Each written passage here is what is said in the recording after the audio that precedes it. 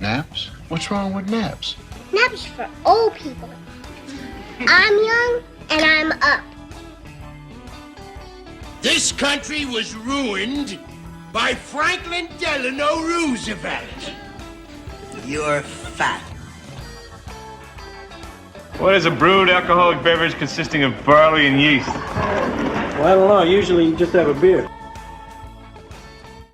It's Hard-Headed Sports with Spinny and Fetty Bus. Famous for their podcasts, you can now catch them right here on the Al Travis Show. And we've got him, Spinny from Hard-Headed Sports. Spin, how you doing today, my friend? I'm doing pretty well, Al. How are you right. on this fine Tuesday? It's a weird Tuesday for me. We've got rain down here, which seems weird in November, and it's really chilly. It seems like it should be snow or something. I'm not wishing for that, but it just seems like a weird Tuesday. That's all. Was looking at the what's going on at St. Olaf and your gals volleyball team, the Olies, right? Yes, sir. All right, the Lady Olies. The volleyball team's had a heck of a year. I'm just reading the story now. You landed at an at-large bid for the NCAA regionals. Correct. Unfortunate Saturday night, we could not end the We could not end the almost 30-year streak since St. Olaf has won the playoff conference. We lost to St. Ben's in 2.5-hour match. Really a good one. Credit to everything St. Ben's did. They really had a good game plan and had played very well and were extremely well coached. So credit to them. They got the automatic qualifier from our conference and made it in. Gustavus also made it in from our conference and us. So 3 MIAC teams.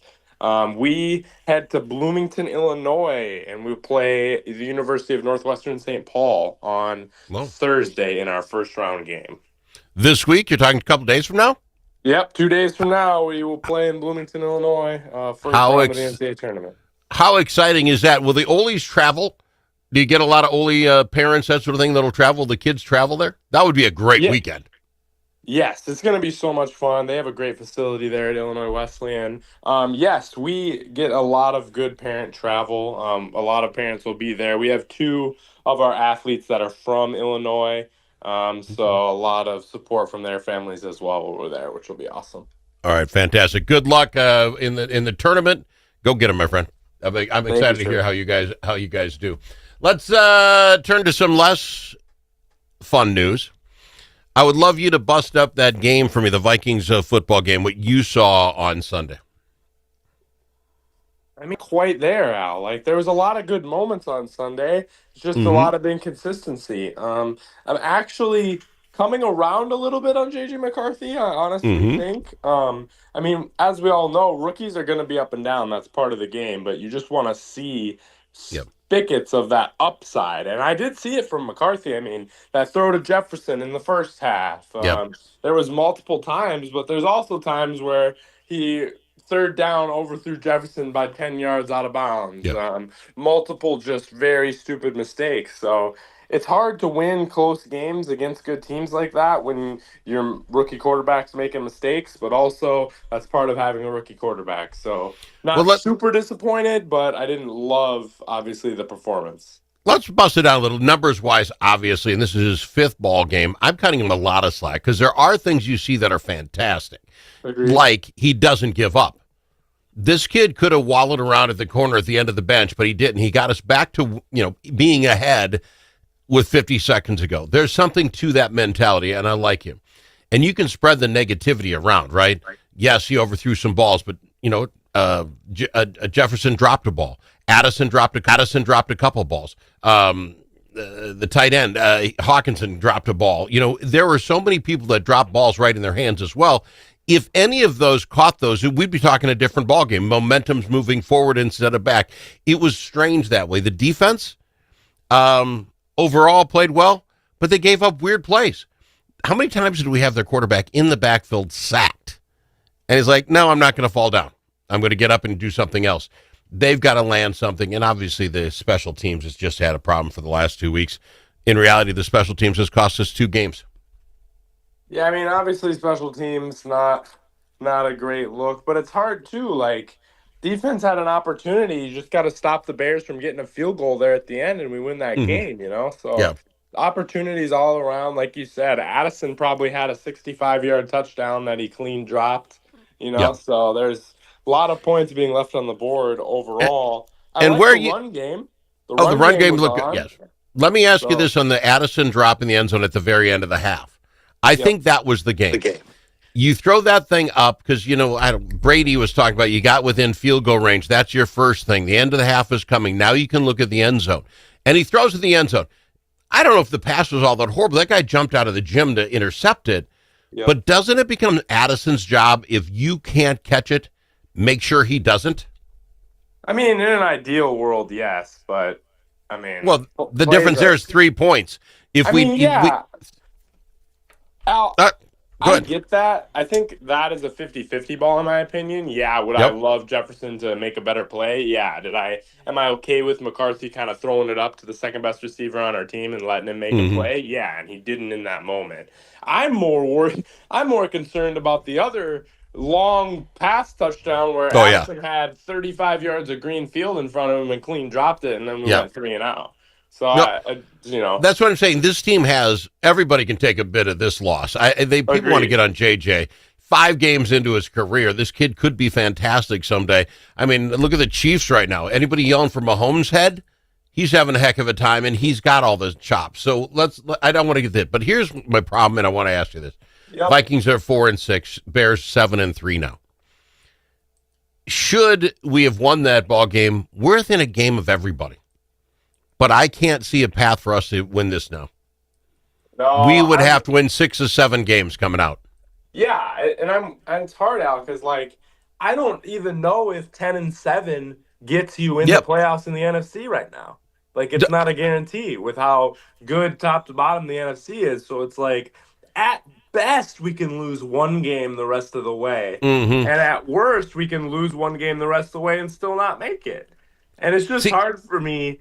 Yeah. Packers, Seahawks, Commanders, Cowboys, Giants. Those are 3 winnable games. But then Lions, Packers again.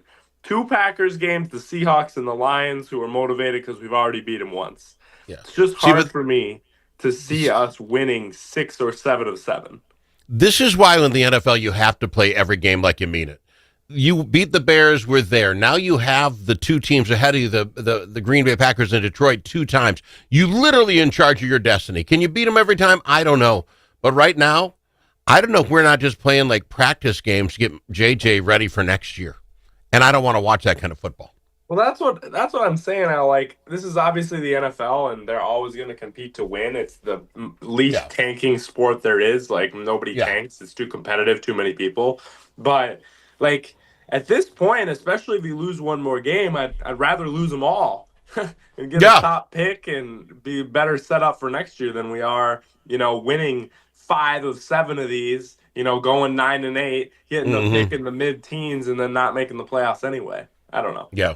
I hate saying that, but there's something to that, and I don't know where we sit with our first-round draft choices we've given. I don't keep that track that hard, but I just don't see a lot with us. We'll talk about the Viking game on Thursday when we get to you. You gonna be in on Thursday? No, you're gone. So I can ask you this question. Yeah. So your thoughts? You're gonna be gone because you got the gals playing. I presume. Will we beat the Packers on Thursday? I'm gonna say yes. On Sunday. I'm going to say yes, Al. Really? I like that. Unless these, I do get the opportunity, even if we win all 3 of these games, to go to the Packer-Viking game at Lambeau this weekend. So I will be there. Wow, good for you. And I'm just gonna take the homer pick. I mean, Packers favored by 6.5. I think we've seen the Packers are the better team consistently throughout this year, but the Packers are also up and down. They've lost to the Browns. They got blown out at home by Carolina. There's been multiple losses, and I think there's opportunities to win this game. So fair enough. Let me ask you the rest of them, though. Chicago's taking on Pittsburgh at home. They're giving that to Chicago by 3 points. You good with that, or can Pittsburgh win it? Well, without Aaron Rodgers, broken wrist on his left hand, looking like he's probably going to be out. I have a hard time seeing Pittsburgh winning that game without him, so probably Chicago, unfortunately. Somebody should have talked to me. At his age, he had to be drinking much more milk. Very brittle bones at his age. Detroit, and I know by experience, Detroit is at home against New York, 10.5-point favorites. Yeah, only thing we can hope for there, right, is the old head coach gets fired motivation game for Yes. the Giants. A lot of times, head coach gets fired, new quarterback in, you get this big old motivation boost. So I think that's our only hope. Otherwise, Lions probably win that Yeah. game by 25. Fair enough. We're not catching any ground even with the win. Got to go to break. We'll be back after this. We'll talk some Wolves with Spinny from Hard Headed Sports. This season, bring the whole family to see Irving Berlin's White Christmas. This smash hit musical based on the classic film returns by popular demand to delight you at Chanhassen dinner theaters. With loads of laughter and a stunning showcase of Irving Berlin songs, White Christmas is a celebration of the romance, friendship, and magic of the holidays. Make your plans today to see White Christmas. Visit chanhassendt.com. When the stakes are high at the Minnesota Capitol, you need more than a lobbyist, you need a partner. At Momentum Advocacy, we bring nearly 90 years of combined experience in government relations, public affairs, and strategic communications. From nonprofits to national corporations, we help organizations navigate Minnesota's political landscape with integrity, insight, and results. Whether you need legislative champions or headlines, Momentum Advocacy delivers. For more, visit momentum-advocacy.com. Momentum Advocacy, your friends at the Capitol.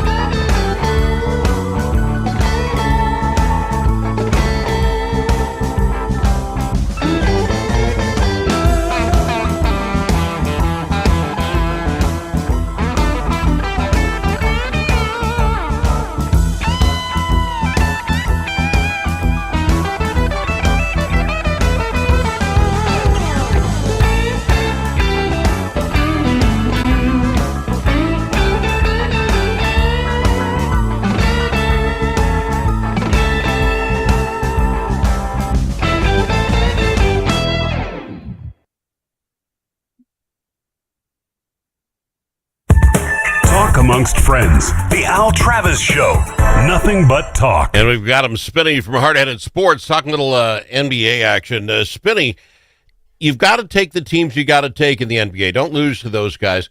But I'm telling you what, the Minnesota Timberwolves have had as light a schedule in the last 2 weeks as any team I've seen.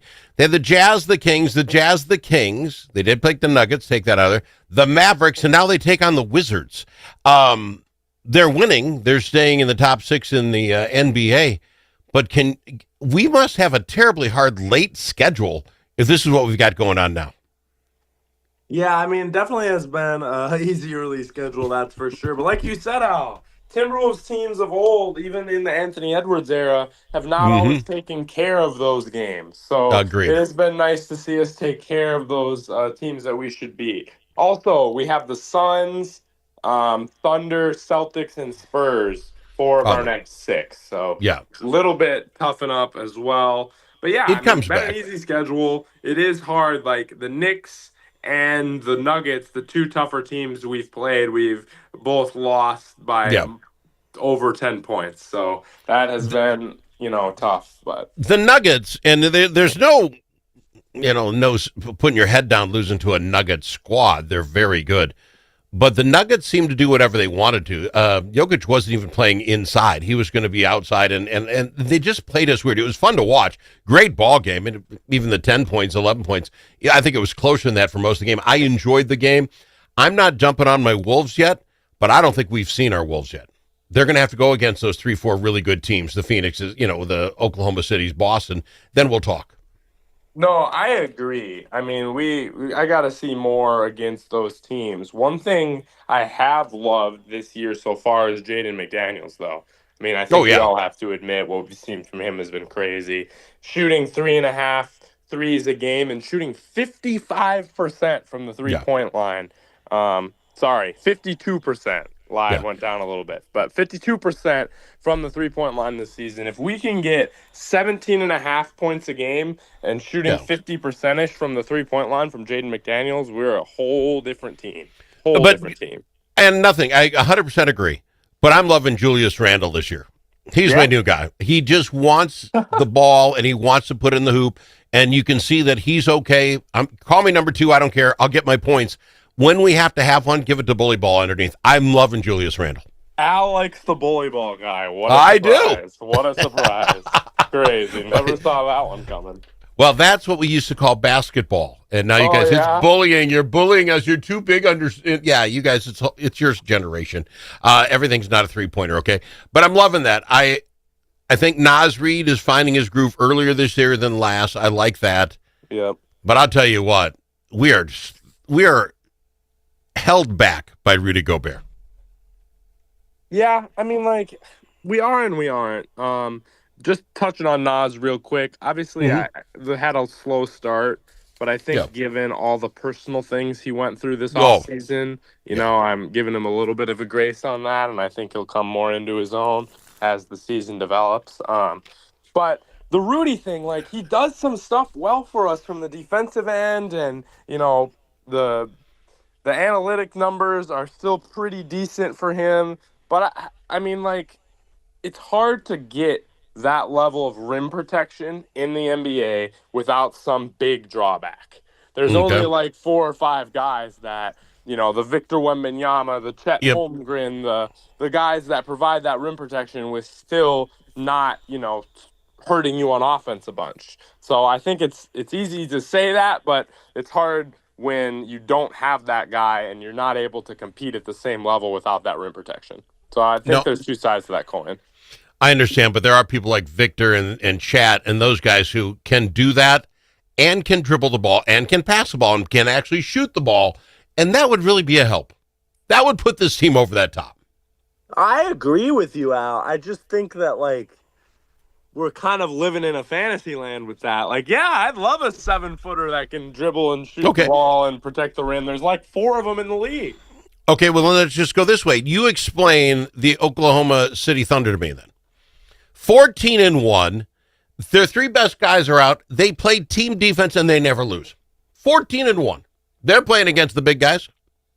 Yeah, but they have Chet, they have Harnstein, they have Jalen Williams, not normal Jalen Williams with a Y Jalen Williams, who's a rim protector. Man, their 14th guy would start on 60% of the NBA teams. They can win without rim protection because they got better players than the teams that they play. I mean, it's just hard. I will give them credit and give their coach, especially Mark Daigneault, a lot of credit. They are bought in defensively.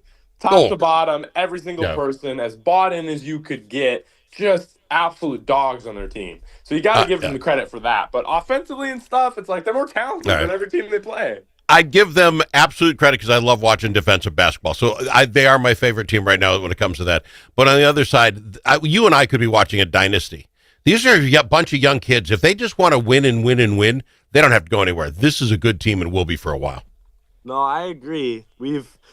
It's hard with the new rules. We have seen a lot more parity, obviously, recently. So we'll see if the Thunder can get around that and still win with the new salary cap system. But I will admit, again, they have like 7 first-round picks the next 4 years. So that's the thing with them. It's like you don't have to re-sign your expensive role players. You just draft new ones and let them go. Like they've really set themselves up for being successful long term. It's been a crazy good job by Sam Presti.